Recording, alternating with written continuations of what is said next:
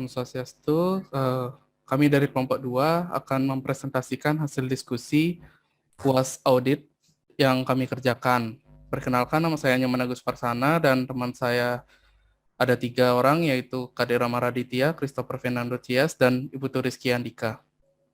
Baik, langsung saja saya berikan giliran presentasi ke Kade Rama Raditya, dipersilakan. Baik, yang pertama di sini saya akan menjelaskan mengenai tujuan domain dari APO 08 sampai APO 13. Jadi di tujuan pada APO 08 ini memanage relationship, mengelola hubungan antara bisnis dan TI dengan cara yang formal dan transparan, yang memastikan fokus mencapai tujuan bersama dari hasil perusahaan yang sukses untuk mendukung tujuan strategis dan dalam batasan anggaran dan toleransi risiko. Untuk tujuan APO 09 yaitu Managed Service Agreement, yaitu untuk mensejajarkan layanan dan tingkat layanan TI dengan kebutuhan dan harapan perusahaan, termasuk identifikasi, spesifikasi, perancangan, penerbitan, kesepakatan, dan pemantauan layanan TI, tingkat layanan, dan indikator kinerja. Kemudian untuk APO 10 yaitu Manage Supplier, yaitu tujuannya mengelola layanan terkait TI yang disediakan oleh semua jenis pemasok untuk memenuhi persyaratan perusahaan, termasuk pemilihan pemasok, pengelolaan hubungan, pengelolaan kontrak, peninjauan, dan pemantauan kinerja pemasok untuk efektivitas dan kepatuhan. Untuk APO 11 yaitu Manage Quality, yaitu tujuannya mendefinisikan dan mengkomunikasikan persyaratan kualitas dalam semua proses, prosedur, dan hasil perusahaan terkait, termasuk pengendalian, pemantauan berkelanjutan, dan penggunaan praktik dan standar yang telah terbukti dalam upaya perbaikan dan efisiensi terus-menerus. Kemudian untuk APO 12, yaitu untuk manage risk, yaitu untuk mengidentifikasi, menilai, dan mengurangi risiko yang terkait TI di tingkat toleransi yang ditetapkan oleh manajemen eksekutif perusahaan. Dan yang terakhir yaitu APO 13, yaitu untuk manage security, yaitu untuk mengoperasikan dan memantau sistem manajemen keamanan informasi. Untuk selanjutnya akan dilanjutkan oleh teman saya, yaitu Agus Suparsana. Baik, untuk giliran presentasi yaitu Christopher Fernando Cias, dipersilakan.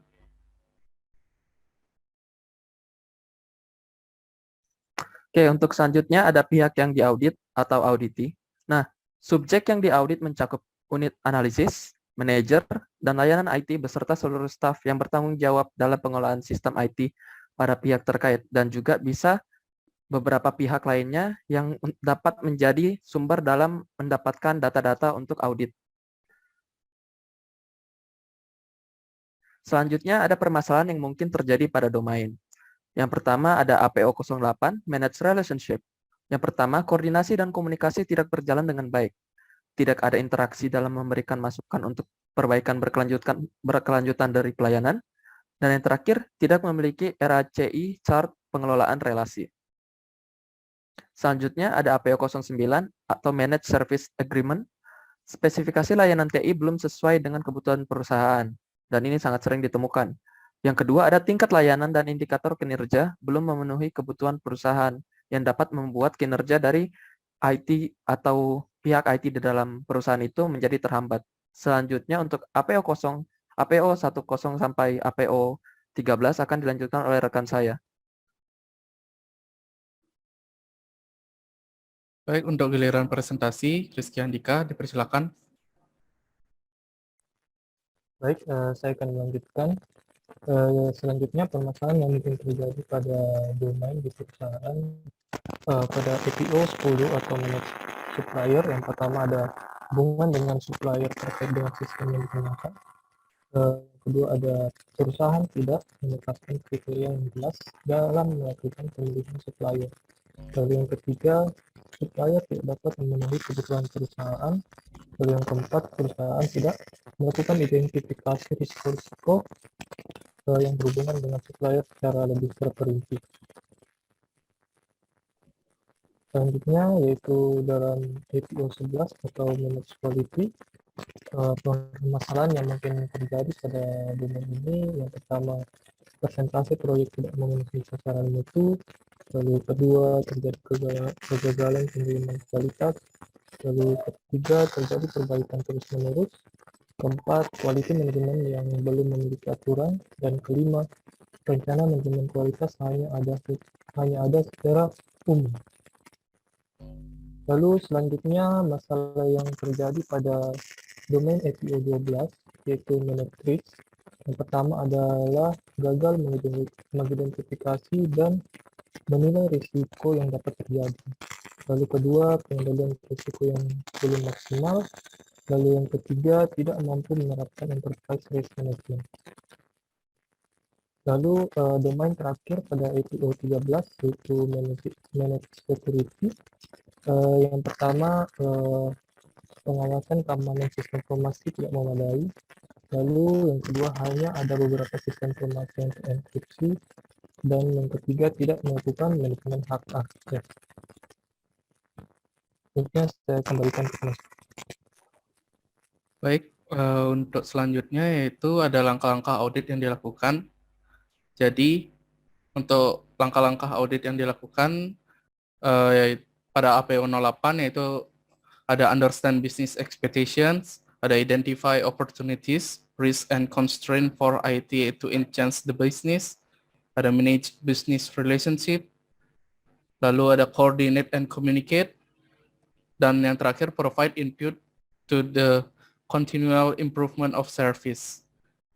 Lalu di APO 09 itu ada 5 langkah, yaitu identify IT service, catalog IT enabled service, define and prepare service agreement, monitor and report service levels, and review service agreement and contract.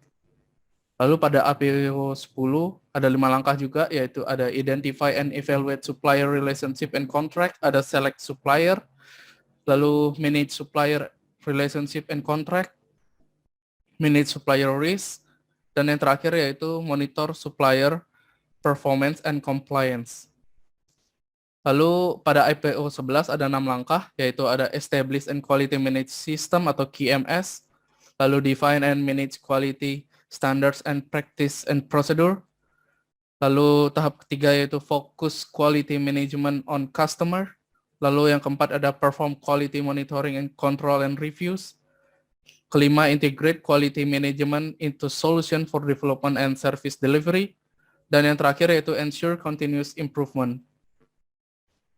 Lalu di APO 12 ada 6 langkah, yaitu ada collect data, analyze risk, maintain a risk profile, articulate risk, define a risk management action portfolio, dan yang terakhir yaitu respond to risk. Lalu pada APO 13, langkah-langkahnya hanya 3, yaitu establish and maintain an information security management system. Lalu yang kedua ada define and manage an information security risk treatment plan. Dan yang terakhir yaitu monitor and review the ISMS, atau monitor langkah yang pertama. Baik, sekian dari presentasi hasil diskusi kami. Bila ada salah kata mohon dimaafkan. Kami ucapkan terima kasih. Santi.